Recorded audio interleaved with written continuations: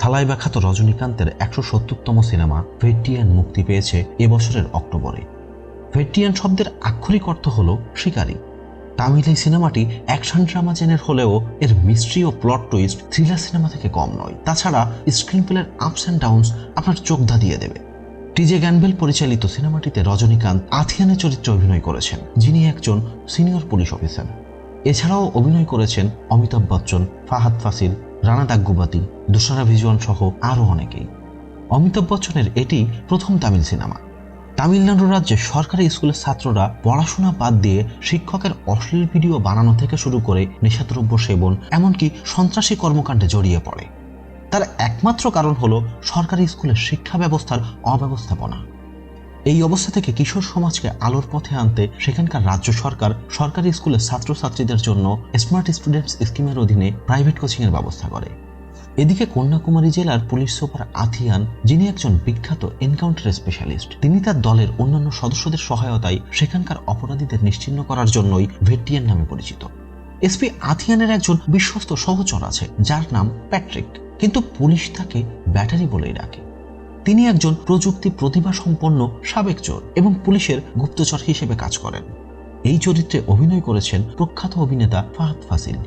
SP আথিয়ানের এই খ্যাতির জন্যই পেচিপাড়াই গ্রামের মাধ্যমিক বিদ্যালয়ের এক শিক্ষিকা শরণ্যা একদিন তার কাছে একটি অভিযোগ পাঠান, যেখানে তিনি উল্লেখ করেন সেখানকার মাদক ব্যবসায়ীরা স্কুলের শ্রেণীকক্ষে গাঁজা মজুত করেছে, যারা পুলিশ, রাজনৈতিক নেতা, এমনকি স্থানীয় সন্ত্রাস গোষ্ঠীর সহায়তায় এই কর্মকাণ্ড পরিচালনা করছে, যার কারণে স্কুলের ছাত্রছাত্রীদের ক্লাস ব্যাহত হচ্ছে। আথিয়ান তখন ধারণা করেন কুমারেসান, যিনি এই অঞ্চলের একজন চিহ্নিত মাদক কারবারি, তিনি এই ঘটনার সাথে জড়িত। অভিযোগ আমলে এনে আথিয়ান অ্যাকশন ম্যাপিং করার জন্য ব্যাটারিকে পাঠায় পেচিপাড়াই গ্রামে। ব্যাটারি স্কুল শিক্ষিকা শরণ্যাকে সাথে নিয়ে অ্যাকশন ম্যাপিং শেষ করে, এমনকি প্রযুক্তি ব্যবহার করে লোকেশন ট্র্যাকার ও ক্যামেরা সেট করে। সেই সোর্স অনুসরণ করে আথিয়ান ও তার দল মাদক সম্রাট কুমারেসানকে গ্রেফতার করে তাকে এনকাউন্টার করে।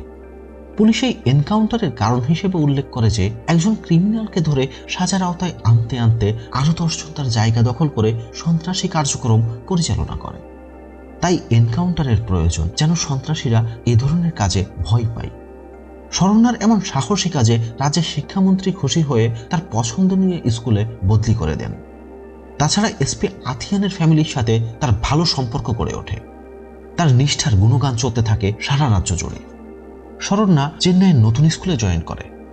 কর্মব্যস্ততায় তার দিন কেটে যাচ্ছিল, কিন্তু হঠাৎ একদিন, সেদিন তার স্কুলের পাশে একটি উৎসব অনুষ্ঠান ছিল, তাই ছাত্রছাত্রী ও অন্যান্য কর্মচারীরা তাড়াতাড়ি বের হয়ে যায়। শরণ্যা নর্মালি তার কাজ শেষ করে সবার শেষে স্কুল থেকে বের হয়, কিন্তু সেদিন তিনি আর বের হতে পারেননি, কারণ স্কুলের ছাদে তাকে নির্মমভাবে ধর্ষণ এবং শেষে খুন করে তার লাশ পানির ট্যাঙ্কে চুবিয়ে রাখে মানুষ সুপিয়া খায় না। এই ঘটনার মধ্য দিয়ে সিনেমার প্লটে ব্রেক থ্রু আনা হয়। এরপর থেকে শুরু হয় প্লট টুইস্ট। কিন্তু কে বা কারা শরণ্যাকে ধর্ষণ ও হত্যা করলো তার কোনো আলামতই ঘটনাস্থলে পাওয়া যায় না, এমনকি তার ফোনও মিসিং ছিল। এই কেসের তদন্তের দায়িত্ব পান এসপি হরিশ কুমার এবং এএসপি রূপা কিরণ।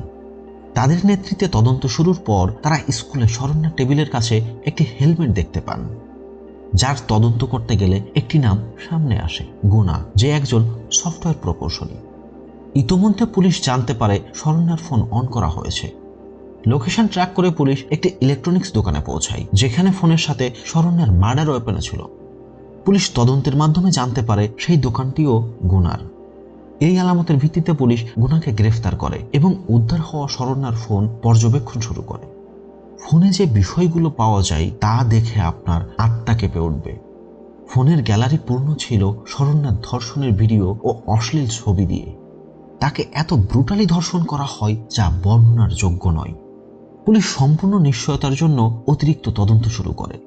তখন জানা যায় গুনার কাছে শরণ্যার ফোন দেখেছিল তারই এক বন্ধু। এছাড়া গুনা ন্যাট একাডেমিতে চাকরি করার সময় সেখানে কর্মরত এক মেয়ের সাথে মিসবিহেভের কারণে তাকে পুলিশে দেওয়া হয়। উপরন্তু কলেজে পড়ার সময় সে তার এক ক্লাসমেট মেয়ের সাথেও মিসবিহেভ করে। ঠিক সেই সময় মিডিয়া এবং পুলিশের কাছে একটি ভিডিও ফুটেজ আসে।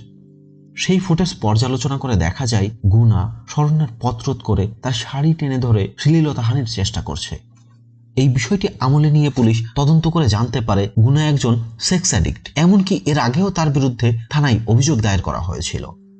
আরও জানা যায় একজন মহিলার হ্যারাসমেন্ট কেসে তার জেলও হয়ে যায়। শরণ্যা গুনার বোন চিত্রার স্কুল শিক্ষিকা ছিলেন। এই সুবাদে গুনা স্কুলে এসে স্কুলের ট্যাব, ল্যাপটপ এবং কম্পিউটার সার্ভিস করে দিত। সেখান থেকে শরণ্যার সাথে তার পরিচয় হয়। যেদিন এই ঘটনা ঘটেছিল সেদিন সে স্কুলের কম্পিউটার সার্ভিস করে চলে গিয়েছিল। তখন পুলিশ ধারণা করে হয়তোবা সে তার হেলমেট ভুলে যায়, মনে পড়ার পর সেটা নিতে আসে। আর সেই সময় শরণ্যাকে একা পেয়ে তাকে ব্রুটালি ধর্ষণ করে, ইভেন রেপ করার পর সে শরণ্যার অশ্লীল ছবি ও ভিডিও ধারণ করে।